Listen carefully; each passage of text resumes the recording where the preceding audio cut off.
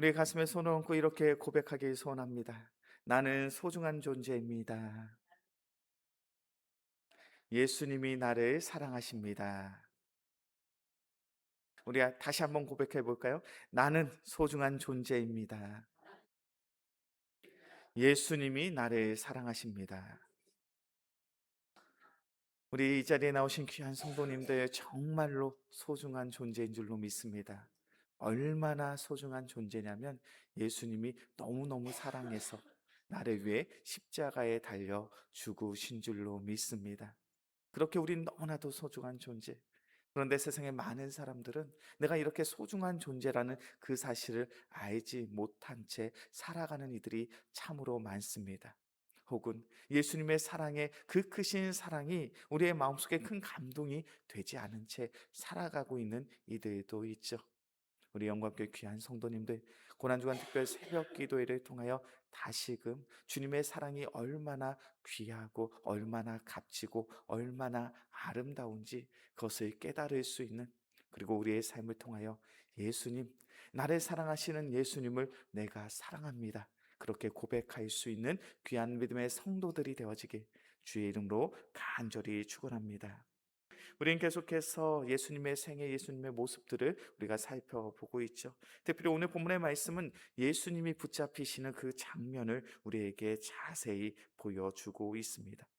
예수님께서는 우리가 잘 아는 것처럼 이제 십자가를 지시기 전에 겟세마네 동산에서 기도하시고 이제 그 기도를 마치십니다.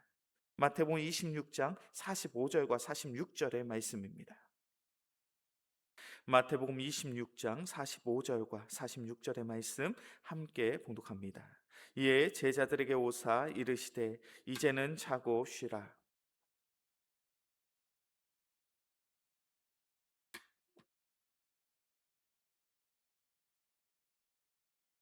아멘. 이제 예수님께서는 겟세마네 동산에서의 그 기도를 마치셨습니다. 땀방울이 핏방울까지 되어질처럼 예수님께서는 간절함으로 또 기도하고 기도하셨죠. 나의 원이 아니라 아버지의 뜻대로 이루어지길 원합니다. 이 잔이 나에게서 피할 수 있다면 피하기를 원하셨으나 그 잔을 거절하지 않으시고 담대함으로 그 잔을 받으사 하나님의 원대로 십자가를 지시기에 다짐하십니다. 그 기도가 마쳐진 이후에 이제 예수님을 잡고자 하는 무리의 사람들이 예수님 앞에 나타나죠. 대제사장들과 서기관들, 장로들에게서 보냄을 받은 무리의 사람들이 검과 몽둥이를 들고 마치 흉악자를 잡는 것처럼 예수님을 잡으려 왔습니다. 특별히 오늘 본문의 말씀을 보니까 예수님을 예수님이 붙잡히시는데 가장 선두에 섰던 이가 누구입니까? 바로 가룟 유다죠. 오늘 본문의 말씀 마태복음 26장 48절과 49절의 말씀입니다. 마태복음 26장 48절과 49절 우리 함께 봉독합니다. 예수를 파는 자가 그들에게 군호를 짜 이르되 내가 입맞추는 자가 그이니 그를 잡으라 한지라. 곧 예수께 나와라 비어 안녕하시옵니까 하고 입을 맞추니. 가룟 유다는 예수님을 은30에 팔아버린 자입니다. 예수님의 제자임에도 불구하고 예수님을 은30에 팔아버리죠. 오늘 이 본문의 말씀, 이 상황을 보면 예수님을 잡으러 온 사람들은 예수님이 누구인지 분명히 알지 못했습니다. 그렇게 가룟 유다가 어떠한 행동을 합니까? 가룟 유다가 이 무리의 사람들과 하나의 약속을 하죠. 내가 볼에 입을 맞추는 자, 그가 예수다. 그래서 가룟 유다는 아무렇지도 않은 듯 예수님 곁에 나가 그 볼에 입을 맞춥니다. 그 군병들에게, 그 무리의 사람들에게 예수님이 누구인지 알리기 위함이었죠. 예수님은 이 모든 상황을 알고 계셨습니다. 예수님의 입장에서 이 상황은 어떠한 상황입니까? 예수님은 어떠한 마음으로 가룟 유다를 바라보셨을까요? 예수님께서 붙잡히신 이 현장은 참으로 암담하고 참으로 안타깝고 참으로 서글픈 현장입니다. 가룟 유다는 예수님의 제자였죠. 예수님과 동고동락했습니다. 가장 가까이에서 예수님의 기적을 목격하고 가장 가까이에서 예수님의 가르침을 들었던 예수님의 제자 중 하나였습니다. 그런데 그 가룟 유다가 예수님을 배반했습니다. 은산십에 예수님을 팔아버린 것이죠. 단순히 예수님을 바라보신 것이 아니라 마지막까지도 예수님이 누구인지 알려주었습니다. 이 모든 상황을 지켜본 예수님, 그 마음이 얼마나 참담하셨겠습니까? 또 오늘 본문의 말씀을 보니까 베드로는 무엇을 하고 있습니까? 마태복음 26장 51절의 말씀이에요. 마태복음 26장 51절의 말씀 함께 봉독합니다. 예수와 함께 있던 자 중에 하나가 손을 펴 칼을 빼어 대제사장의 종을 쳐 그 귀를 떨어뜨리니, 오늘 본문에서 말씀하고 있는 칼을 빼어들어서 예수님을 지키고자 그 칼을 휘둘렀던 자, 특별히 그 칼을 휘둘러서 대제사장의 종 말고의 귀를 벤 자, 우리는 이 사람이 누구인지 너무나도 잘 알고 있죠. 이 사람이 누구입니까? 바로 베드로입니다. 베드로는 예수님을 지키기 위하여 품에 칼을 품고 다녔습니다. 예수님의 입장에서 나를 지키기 위해 그 품에 칼을 품고 다녔다. 예수님의 입장에서 너무 속상한 이야기 아닙니까? 더군다나 이 베드로는 칼을 휘둘러서 사람의 귀를 베었어. 칼을 휘둘러 사람에게 해를 가했습니다. 한번 상상해 보셨으면 좋겠어요. 단순히 그 사람들, 군병들이, 무리들이 예수님께 오는 것을 막기 위하여 칼을 휘둘렀다면 그 칼에 사람이 베일 수 있었을까요? 베드로는 그 분명한 목적을 가지고 칼을 휘두른 겁니다. 사람의 귀를 향하여 칼을 휘둘렀을까요? 아니요. 베드로는 사람의 귀를 향해 칼을 휘두른 것이 아닙니다. 사람의 어디를 향하여 칼을 휘두른 걸까요? 사람의 목을 향했을 겁니다. 지금 베드로는 그 사람을 죽이고자 칼을 휘두른 거예요. 사람의 목을 향하여 칼을 휘둘렀습니다. 그런데 그 대제사장의 종 말고가 그 칼을 피하다 자신의 귀가 베어진 것이겠죠. 예수님의 입장에선 얼마나 참담한 모습입니까? 나를 지키겠다고 칼을 품고 다니는 것도 참 안타까운 이야기인데, 나를 지키겠다고 그 칼을 휘둘려 다른 이를 죽이려 했던 그 베드로의 모습. 예수님의 가르침은 한결같죠. 나는 마음이 온순하고 겸손하다. 예수님의 가르침이 무엇입니까? 너희 원수를 사랑하며 너희를 박해하는 자를 위하여 기도하라. 예수님은 한결같이 세상의 사람들에게 그 온유함과 그 사랑을 나눌 것을 전하고 가르치셨습니다.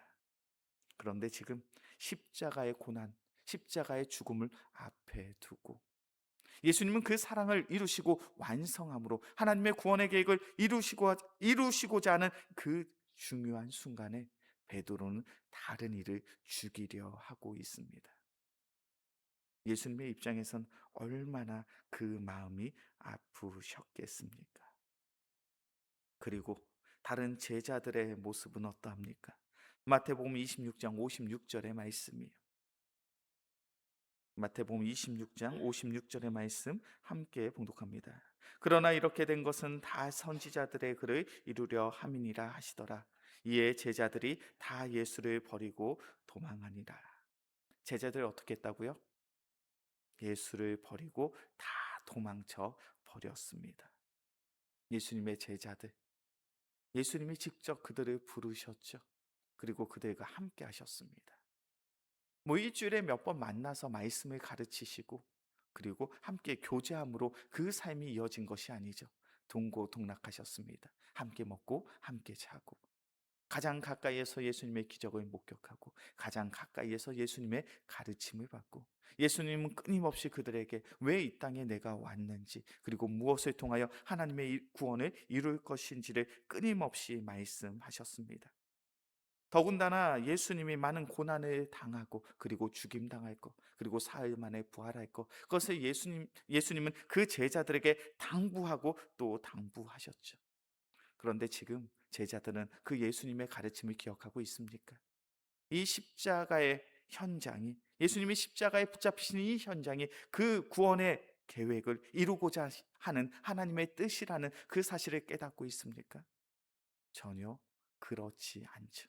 그 제자들은 그저 살기 위하여 도망치고 있습니다. 예수님이 붙잡히시는 이 현장, 예수님이 붙잡히심보다 예수님은 그 마음이 더욱 아프셨으리라 생각이 됩니다. 그 제자들에 의해서, 나를 판 가룟 유다에 의해서, 나를 지키겠다고 칼을 휘두르는 베드로에 의해서, 그리고 도망치는 모든 제자들의 모습들을 바라보며 예수님은 그 마음이 한없이 서글프고 슬프셨을 거예요. 그런데 중요한 것은 이 제자들의 이러한 연약함, 그러한 실패, 그러한 허물 속에서도 한결같이 예수님은 그 제자들을 사랑하고 계신 줄로 믿습니다. 오늘 본문의 말씀 마태복음 26장 50절의 말씀이에요. 마태복음 26장 50절의 말씀 함께 봉독합니다. 예수께서 이르시되 친구여 내가 무엇을 하려고 왔는지 행하라 하시는데 이에 그들이 나와 예수께 손을 대어 잡는지라. 예수님께서 가룟 유다를 향하여 무엇이라고 말씀합니까? 그를 향하여 무엇이라고 부르시죠? 친구요. 지금 예수님은 가룟 유다가 무엇을 하기 위해 왔는지 너무나도 잘 알고 있습니다. 그럼에도 불구하고 가룟 유다를 친구라고 부르고 있어요. 예수님과 가룟 유다의 관계가 끊어진 것입니까? 끊어지지 않은 것입니까? 끊어졌어요? 끊어지지 않았어요? 끊어지지 않았어요. 지금 가룟 유다는 마지막까지도 예수님을 단순히 은 30에 팔고 예수님이 어디 있습니다 이렇게 말하고 끝난 것이 아니라 마지막까지도 예수님이 누구인지 분명히 알려주기 위하여 예수님의 눈앞에 서 있는 거예요. 그리고 예수님의 볼에 입을 맞춥니다. 예수님이 누구인지 알려주는 것이, 이 사람을 잡으면 된다는 거예요. 배신도 이런 배신이 없습니다. 배반도 이런 배반이 없습니다. 그럼에도 불구하고 예수님은 그 가룟 유다를 향하여 말씀하십니다. 친구요. 예수님은 여전히 가룟 유다를 사랑하고 계신 거예요. 예수님이 십자가의 고난과 십자가의 죽음을 앞에 두고 그 제자들에게 무엇이라고 말씀하신지 아십니까? 우리 말씀을 한번 찾아볼까요? 요한복음 13장 1절의 말씀입니다.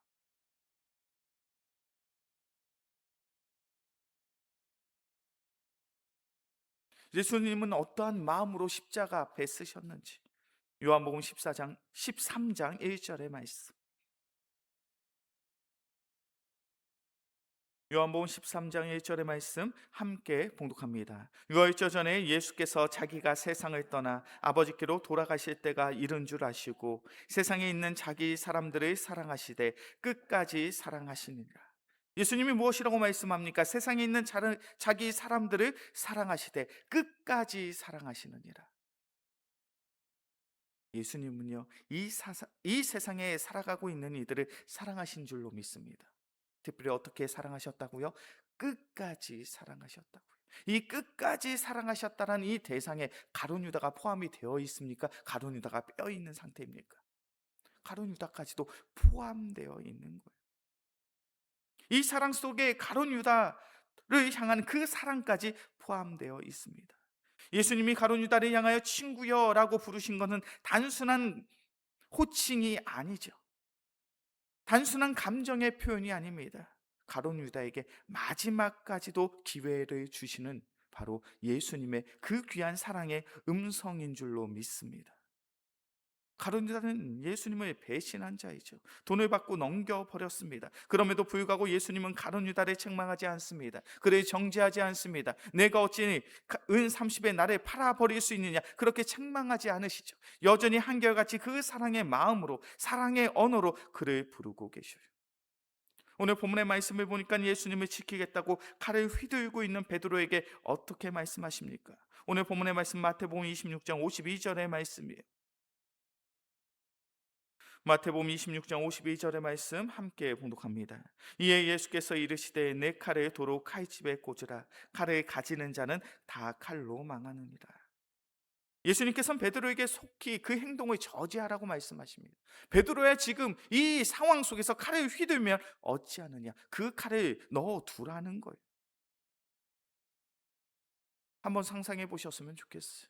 예수님이 붙잡히시는 그 치열한 현장 속에 베드로가 계속해서 칼을 휘둘렀다면, 그래서 혹여나 사람이 죽는 그러한 일이 발생했다면 이제 베드로는 어떻게 될까요?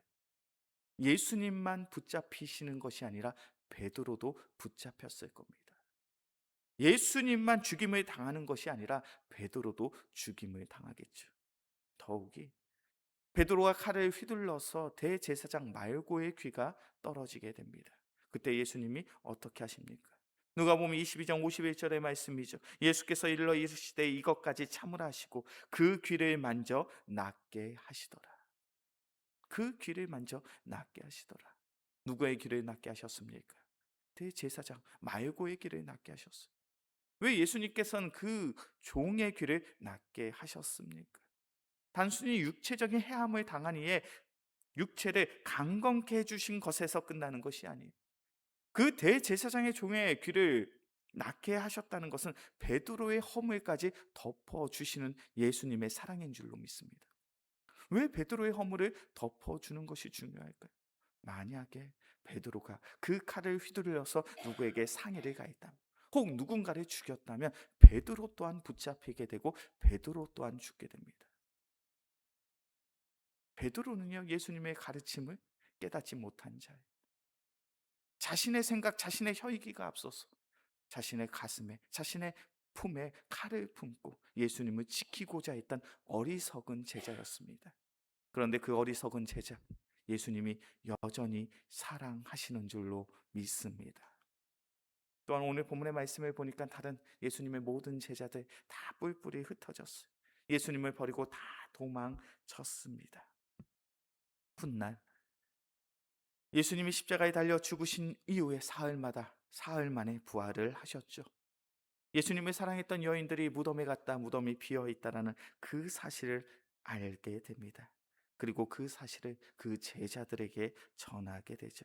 그때 그 제자들이 어떻게 반응한지 아십니까? 누가복음 24장 11절의 말씀이 우리 자막으로 준비되어 있죠. 누가복음 24장 11절의 말씀 함께 봉독합니다. 사도들은 그들의 말이 허탄한 듯이 들려 믿지 아니하니.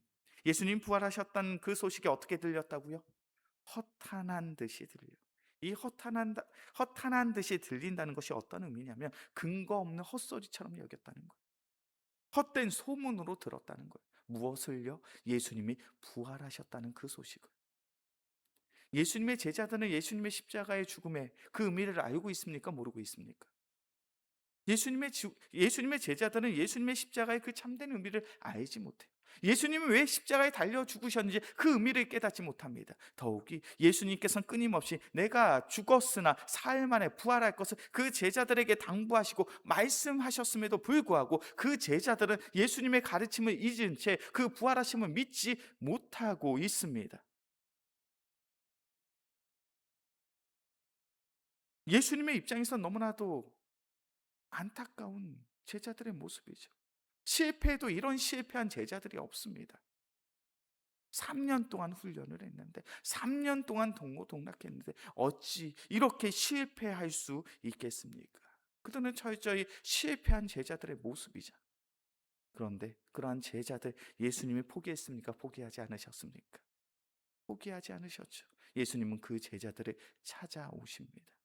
예수님은 실패한 듯 보여지는 그 제자들을 여전히 사랑하시는 줄로 믿습니다. 마태복음 26장의 말씀을 보면 예수님이 붙잡히실 때 그 제자들은 참 허물이 많아요. 실패도 이렇게 실패할 수가 없습니다. 주님의 뜻이 주님의 사랑을 그 어디서도 찾을 수 없는 처절히 실패하고도 실패한 그러한 제자들의 모습이에요. 그런데 중요한 것은 예수님은 여전히 그 허물 많은 제자들을 사랑하고 계신 줄로 믿습니다. 예수님은 배신한 제자도 사랑하셨습니다. 도망가는 제자도 사랑하셨어요.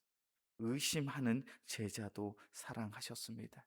그리고 그 사랑이 지금 이 시대를 살아가고 있는 우리에게도 동일하게 적용되고 있는 줄로 믿습니다. 어떠십니까? 예수님을 붙잡으실 때 도망친 이 제자들의 모습, 이 연약한 모습이 이 시대를 살아가고 있는 우리의 모습이 아닙니까? 매일마다 기쁨으로 하나님의 말씀을 보고 계십니까? 매일마다 기쁨으로 그 말씀을 붙잡고 기도하고 계십니까? 때론 우리는 하나님의 말씀을 사랑하고 사모하고 간절히 기도해야 됨을 알고 있음에도 불구하고 영적인 나태함에 빠져서 그렇지 못할 때가 참 많아요. 말씀을 사랑하고 기도하는 것보다 세상의 것이 더욱 즐거울 때가 너무 많습니다. 지금 내가 이거 보는 거, 내가 지금 이거 먹는 거, 내가 지금 이거 가지려고 하는 거, 나의 정욕이고 나의 욕심이 이라는 사실을 너무나도 잘 알고 있어요. 그럼에도 불구하고 우리는 세상의 것들을 취하려고 하죠. 하나님의 뜻보다 세상의 뜻이 앞섭니다. 하나님의 마음보다 나의 혈기가 앞서요. 하나님의 나라, 하나님의 영광보다 나의 잘됨, 나의 명예, 나의 성공이 중요합니다. 우린 그런 모습으로 살아가고 있잖아요. 우리가 주님 앞에 온전한 모습으로 신앙생활 하고 계십니까? 주님 앞에서 주님, 나는 참된 제자입니다, 그렇게 고백할 수 있는 그러한 자신감이 있으십니까? 우린 그렇지 못하잖아요. 우리는 한없이 부족하고 한없이 연약합니다. 우린 참 허물이 많아요. 그럼에도 불구하고 예수님은 여전히 우리를 사랑하시는 줄로 믿습니다. 그리고 그 사랑에 은하여 우리는 이 귀한 말씀의 자리, 기도의 자리에 나올 수 있는 것이죠. 우리 영광교회 귀한 성도님들, 고난주간 특별 새벽 기도회를 통하여 그 한결같이 변치 아니하시는 그 예수님의 사랑을 다시금 바라볼 수 있는, 회복할 수 있는 귀한 믿음의 성도들이 되어지길 주의 이름으로 간절히 축원합니다. 우리가 오늘도 신앙생활을 할 수 있는 것, 오늘도 이렇게 귀한 특별 새벽 기도의 자리에 나올 수 있는 것은 나의 믿음이 좋아서가 아니에요. 나의 성품이 좋아서가 아니에요. 내가 특별한 성품과 인격을 가지고 있기 때문에 말씀에 반응하여 나온 것이 아니라 전적인 예수님의 사랑으로 우리가 이 자리에 나온 줄로 믿습니다. 그렇게 우리는 주님 앞에 나아가 주님을 사랑한다 고백할 수 있어야 돼요. 예수님의 뜻을 알지 못합니다. 예수님의 가르침을 기억하지 못합니다. 여전히 자신의 혈기가 앞서고 자신의 뜻이 앞서서 예수님을 배신하고 예수님을 배반하고 예수님을 모른다 부인하고 다 뿔뿔이 흩어져 자신들의 고향으로 돌아간 그 제자들을 향하여 예수님이 찾아오시죠. 그리고 예수님은 그 베드로에게 한 가지의 것을 질문하고 있습니다. 베드로를 찾아오신 예수님, 그 예수님의 베드로에게 묻고 또 물으신 그 한 가지의 질문이 무엇입니까? 내가 이 사람들보다 나를 더 사랑하느냐? 예수님은 그걸 물으셨어요. 베드로야, 내가 왜 나를 지키기 위하여 칼을 품었느냐? 내가 어찌 닭이 울기 전에 나를 3번이나 부인하느냐? 내가 어찌 나의 그 참된 가르침을 잊고 고향으로 돌아갈 수 있느냐? 그것을 책망하신 것이 아니라 단 한 가지만 물으셨어요. 내가 나를 사랑하느냐? 그때 베드로의 대답이 무엇입니까? 내가 주를 사랑하는 줄 주님께서 아시나이다. 우리 영광교회 귀한 성도님들, 바로 우리가 그것을 고백할 수 있어야 되는 줄로 믿습니다. 우리는 예수님의 십자가로 구원을 받았지. 예수님은 나를 사랑하사 십자가에 달려 죽으셨습니다. 그리고 그 예수님이 우리에게 질문하십니다. 망규야, 내가 나를 사랑하시냐? 그때 우리는 무엇이라 대답할 수 있어야 됩니까? 예수님, 내가 예수님을 사랑합니다. 나는 여전히 허물이 많고, 나는 여전히 부족한 것이 많고, 나는 여전히 죄악된 모습으로 살아가나, 그러나 주님, 예수님, 나는 여전히 예수님을 사랑합니다. 그 귀한 고백을 우리의 마음에서, 우리의 전심을 다하여 주님 앞에 할 수 있는 귀한 믿음의 성도들이 되어지길 주의 이름으로 간절히 축원합니다. 이제 말씀을 정리합니다. 고난주간 넷째 날이에요. 우리의 육신이 조금씩 지쳐가고 피곤합니다. 그러나 우리의 육신이 지치고 피곤함에도 불구하고 예수님을 향한 그 사랑이 변치 않을 수 있는 귀한 믿음의 성도들이 되어지길 주의 이름으로 간절히 축원합니다. 그래, 우리의 입술을 탕하여 우리의 마음을 다하여 내가 주님을 사랑합니다, 내가 주님을 사랑합니다, 그 고백을 할 수 있는 우리 모두가 되어지길 주의 이름으로 간절히 축원합니다.